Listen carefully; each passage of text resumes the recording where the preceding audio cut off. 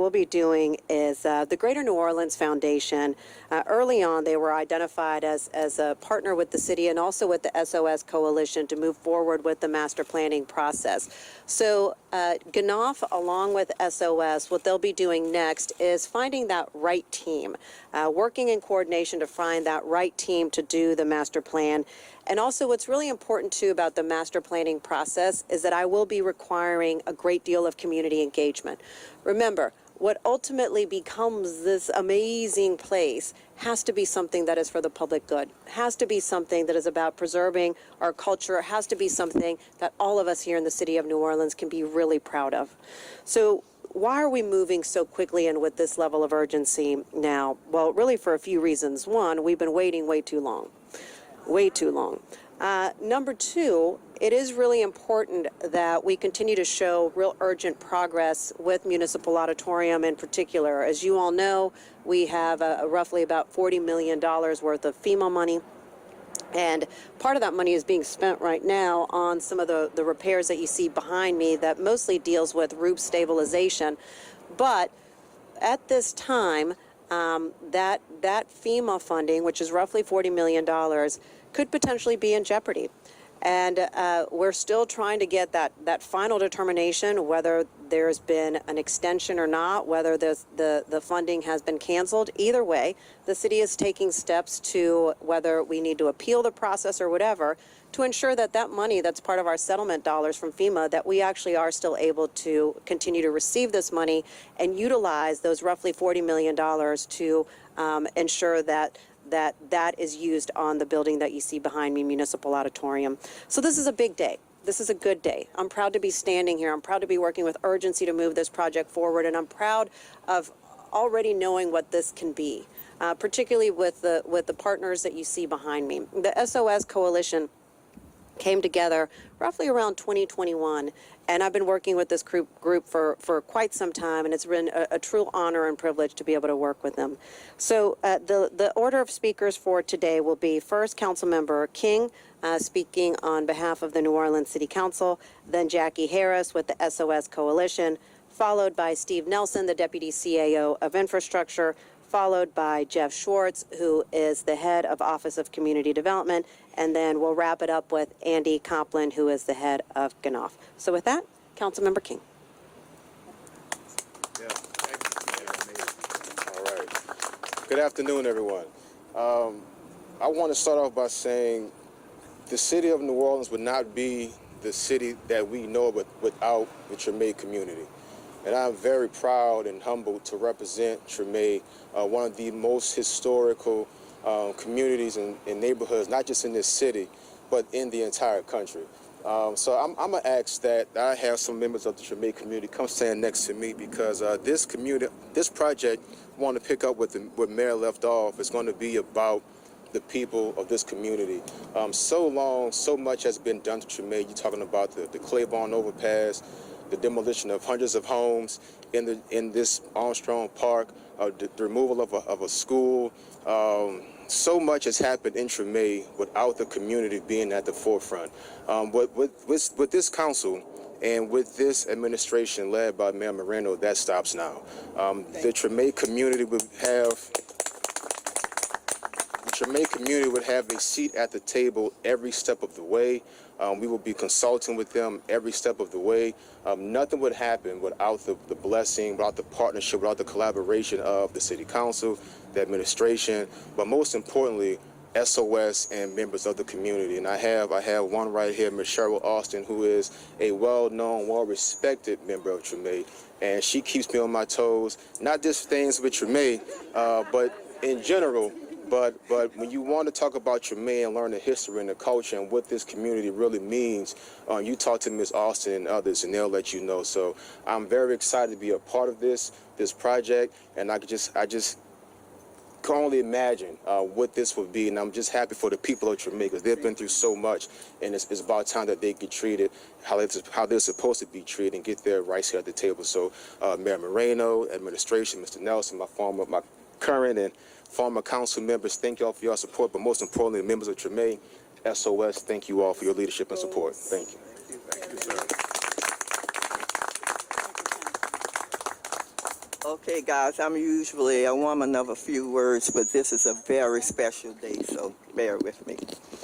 So on behalf of SOS, I want to express our sincere gratitude to Mayor Moreno, Councilmember King, and the entire City Council for allocating funding to begin the master planning process for the park, the auditorium, the 3 buildings in the Jazz Complex, and the creation of a permanent outdoor performance venue. The Municipal Auditorium has long stood as a vital civic and cultural anchor for our city. For generations, it has been woven into the personal history of New Orleanians. Anyone 40 years old and older, you young people don't know about this though, can tell you a story tied to this building. A first concert, a first Mardi Gras ball, a graduation ceremony, even memories connected to the early days of the New Orleans Jazz and Heritage Festival. It is not just a structure. It is a repository of milestone moments that helped shape our lives and collective identity. This investment represents a critical and long overdue step forward. Armstrong Park is sacred cultural ground, home to Congo Square and a cornerstone of our city's musical and historical legacy. It is the birthplace of traditions that shaped American music and global culture. Yet for far too long, the park and the auditorium have not received the comprehensive, coordinated planning effort they deserve. For SOS, this moment is really meaningful. Our organization has long advocated for intentional investment in Armstrong Park, not only to enhance the physical space, but to strengthen its role as a cultural anchor and economic driver for the Treme community, the tourism community, the city and state, and the world. This funding validates years of community advocacy and signals that our leaders are listening. A comprehensive master plan ensures that redevelopment will be intentional, inclusive, and guided by community input.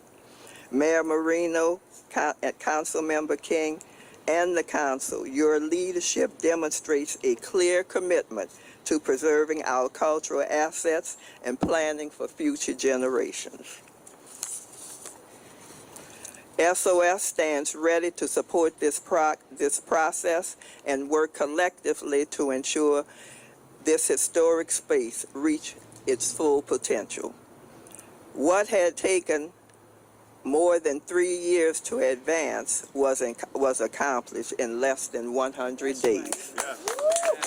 Well, so you see all of our coalition members standing here with elected officials.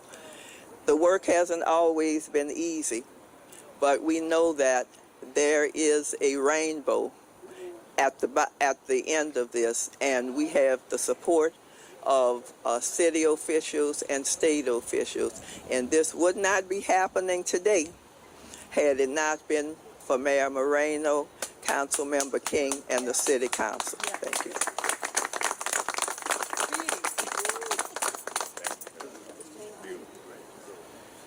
Madam Mayor, City Council, SOS, Ms. Cheryl, I haven't seen you since we were... I know her well from my days at the Sewage and Water Board. This is an iconic project. Obviously, this building and the history has been stated so well by so many, and it starts with good, solid planning. And the mayor, the CAO, and the council have done an incredible job of, in very tight budget times, being able to come up with a solution that will lay the groundwork for the next series of phases. What's important currently is that we ensure that the building is secure, that the envelope is tight, and as the mayor mentioned, there's just shy of $40 million in FEMA funding that is covering a 4-phase project. The first phase, which is the stabilization of the roof, has been completed. The second phase is underway currently. There's some contractors working on site right now to add some work to the roof and also complete some remediation. The third phase will be completion of building envelope securing to make sure that the building is dried in. That work has been bid, and we are awaiting award until we receive the extension from FEMA on that project. The fourth phase, is the design has been completed, and we are ready to bid. But as I mentioned with phase 3, and as the mayor mentioned, we are waiting for that critical time extension from FEMA to ensure that we can get the reimbursement for that project. If FEMA doesn't come through, we'll have to look for bond funding, but we are really hopeful that FEMA will grant that extension, and if not, we are prepared to appeal or arbitrate as necessary. And again, this is a really exciting day, a great project, and very grateful to be a part of this group.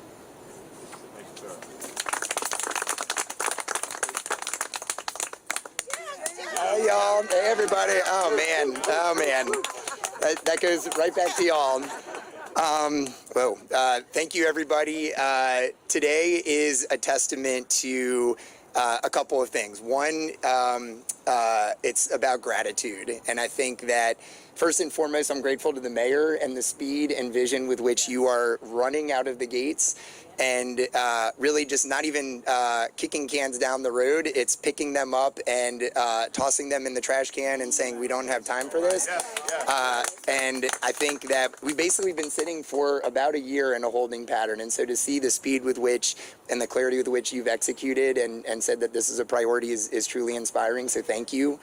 I'm grateful to SOS and the team here that is doing so much yeoman's work day in and day out. And I think Miss Sabrina would say it best all the time. There she is, Miss Sabrina. I'm craning my neck like an owl. And saying that this is a model for how the city can engage with community to not just come up with a vision in a boardroom somewhere, but to really listen, which is something that I know the mayor and council prioritize day in and day out and have through this entire process. And so to see the degree to which the Save Our Soul Coalition has identified a vision and then stuck with a process, which I always say has been a labor of love, sometimes emphasis on labor. It's really inspiring, and I'm really grateful to the community leadership that has articulated that vision and stuck with it. I'm grateful also to the city council. I think the entire city should be to lock arms with the administration and the mayor to say that these are the kinds of priorities that we should be pursuing. We shouldn't have to wait another 20 years to see activity like this. And so gratitude is I think, the name of the game today. The last piece that I want to touch on is really the vision here. And I think Steve touched on the municipal auditorium and the work that's happening to stabilize that building and ensure that FEMA has no reason to claw that money back, but to keep it here, as the mayor said, and there's tireless work happening on that front.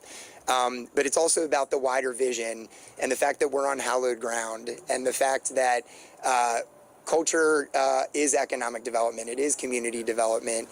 And what this park deserves, there's amazing stories and so many lives in the city that have been interwoven at this site. But frankly, there's also been some challenges from the urban renewal era and even before that with how this park was carved out of the Treme community. And I think that what the mayor is spearheading here, what the council is spearheading here, what Save Our Souls is spearheading here really is an opportunity to chart a more equitable and vibrant future. And so I'm so excited to lock arms also with the Greater New Orleans Foundation and, appreciate Andy and Carla and that team jumping into the fray. And I just could not be more excited with the mayor's leadership, the council's leadership, and others to begin this strategic master planning process. So everybody roll up your sleeves. Thank you all. Andy's up next. Yes. All right, good afternoon, everybody. I'm thrilled to be here with Mayor Moreno, with Councilmember King and the other members of the City Council, and of course our friends at the SOS Coalition. It's a day we've long awaited. And as other speakers have said, we're standing on hallowed, sacred ground right here, Congo Square, Armstrong Park, a place that serves as a vital site for our city's culture. And we all know that our city's culture is built on Black American culture as well. And so it's important that we recognize that. At the Greater New Orleans Foundation, we love supporting our arts and culture organizations that sustain our community's heritage, help us share our history and traditions with the next generation, and inspire all of us to advance our vision of creating a community that is thriving, just, and sustainable for all. So in addition to supporting nonprofits, we also love partnering with the city and community organizations. And so a couple of years ago, when the city administration and the community were at odds, we joined to try to build some peace and harmony. And I want to thank two great facilitators, Jade Brown Russell and Juwan Brown Alexander of the organization Maroon, that the foundation engaged to help bring us to this point. And that was the first step. And that was an important step of listening, as you've heard described. But we didn't get to the second step for a long, long time. And that is today's announcement and Mayor Moreno's leadership that has been at record speed. Let's get this show moving. Let's find the money. Even in some of the most difficult financial straits that the city's seen since back in 2010, she was able to, in short order, find 3 times more money than we had previously to get this project underway. And so we're excited to be partners with the city and with the SOS Coalition in the neighborhood to bring a vision for this park that inspires all of us and becomes a beacon for this city that's as well known, well regarded, well sought after as any place in the city of New Orleans, as it should be. Another thing that excites me about this project is the importance to keep our neighborhoods safe from flooding. And there's an opportunity here not just to worry about the culture, the municipal auditorium. And so back in 2020, our consultants at Wagner and Ball and then grantee partners like Ms. Cheryl Austin and the Greater Treme Consortium, we developed what we called the Stormwater Opportunities Report, talking about the Charity Hospital District, the Lafitte Greenway, and Armstrong Park. And the study basically advanced 2 of the foundation's key priorities. One is making sure that we're more resilient and we live better with water. The other is advancing our biomedical district just over there. This opportunity gives us a chance to advance both of those. And the study recommended a number of water management improvements to slow down and store water so it doesn't flood our neighborhoods. If we implement those recommendations, we can reduce flooding on a 10-year storm by about 40% at peak height. That keeps people's houses, cars, and shoes dry, right? If we can do that. And that's what we have the chance to do while envisioning a beautiful park, one with water features that keep us safe and inspire us. And so these are things that I hope we manage to put in this strategic plan. It will be the communities, and it's going to reflect their vision. And we couldn't be more excited to play our role partnering with the city council members, and the SOS Coalition to bring this project of master planning to fruition so that we have a great vision for the city to invest in. And thank you, Mayor, for letting me be a part of this. Yeah, thank you. The budget ordinance for this has already been introduced. It was introduced during the last meeting, so it'll actually come up for a final vote, not obviously this week, but next week during the council's meeting. I believe all the council members are co-authors, so I think we've got a good shot at this one. Yeah. All right, y'all. Let me take on-topic questions first, myself and my team, and then after that, I'll take off-topic. So Melissa, WWL. Melissa? Mayor, you mentioned there was a gap of about $750,000. Can, for the people who don't necessarily know how this all works, can you talk about what exactly that $750,000 is going to be? Sure. So to get the level of expertise needed to do these types of master plans, they're pretty expensive. And the master planning process is layered. One, you need to get a whole series of community engagement. You know, what does the community really want? And then after that, they have to put together all of the different plans. You also heard about how there's potential flood mitigation initiatives that could be part of it. So these are just really expensive plans overall. The strategic master plan, for example, Lincoln Beach, was similarly as expensive. So that's where the gap came from. You talked about the money from FEMA.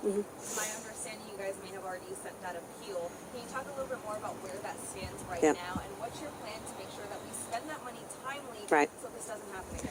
Okay, that is a great question, and honestly, you may be needed to help me get all the answers. Okay, so let me just walk you through the steps so you understand like what we're dealing with and really what Steve Nelson's dealing with. So We received a list of projects that potentially had been canceled, but we never received any type of official letter that the municipal auditorium funding had been canceled. So we'd been seeking that official cancellation letter from different folks, from the feds to the state. Depending on who you talk to, some will tell you that, no, we think it's going to be extended, and some will tell us that, no, we believe it's been canceled. And so there's a lot of confusion there. What we're trying to understand is, what game are we playing here? If we're canceled, we're going to appeal and do everything possible to make sure that we do get that funding. If we have not been canceled, well, we want to do everything possible to ensure that the extensions continue beyond just what we receive for the road projects, which is 6 months. So that's really where we're at. It's just been hard to get that real determination from the federal government as to where are we right now. And so we have all the paperwork ready. You know, we're ready to go. We just need that final determination, like where are we right now? Alyssa, 6.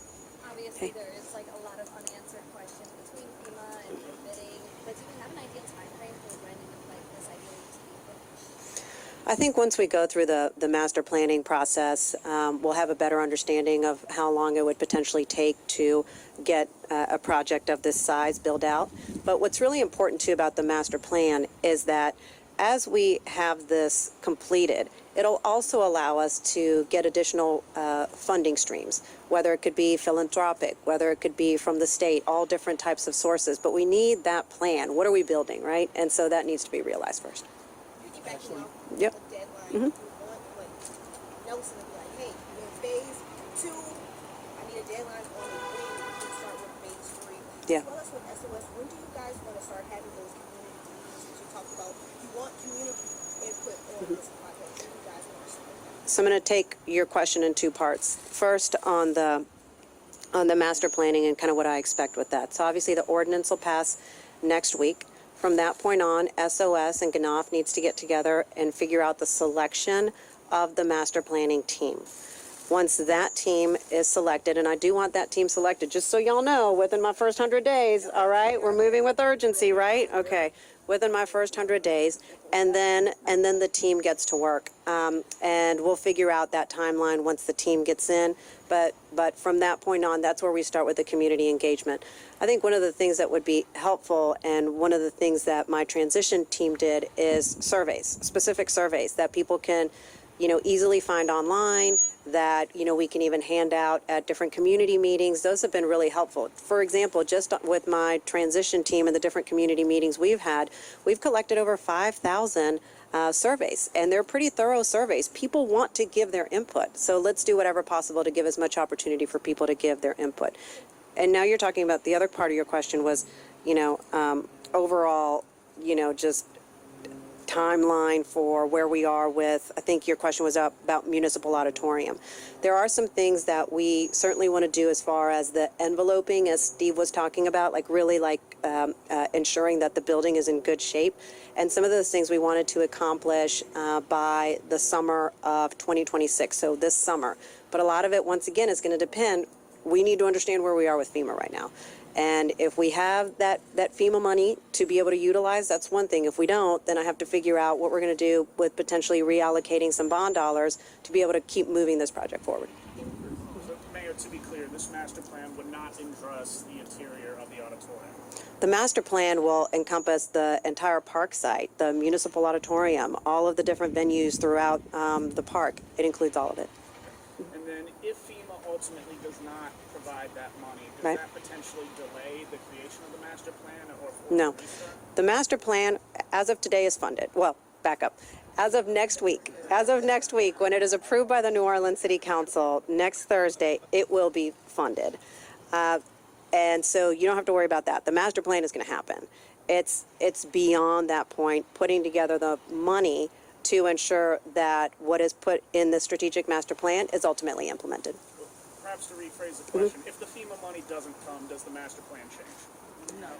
No, to their point, yes. Thank you for answering the question for me.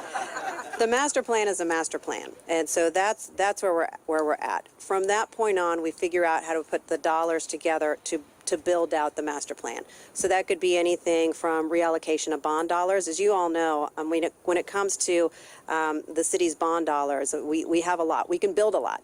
We just don't have general fund monies to really operate, but we can build a lot. And that master plan will also allow us the opportunity to also be able to gain philanthropic dollars as well. I can tell you that there's been a lot of interest in this space for quite some time. Everything from, museums across the country potentially looking to see if there's a way that they could participate or invest, different nonprofits. But they need to see, what are we doing exactly? What do we want to do? And that from that point on, we can potentially gain those dollars as well. Carly? Hey, Carly. In an ideal world, when will we be having Mardi Gras balls again?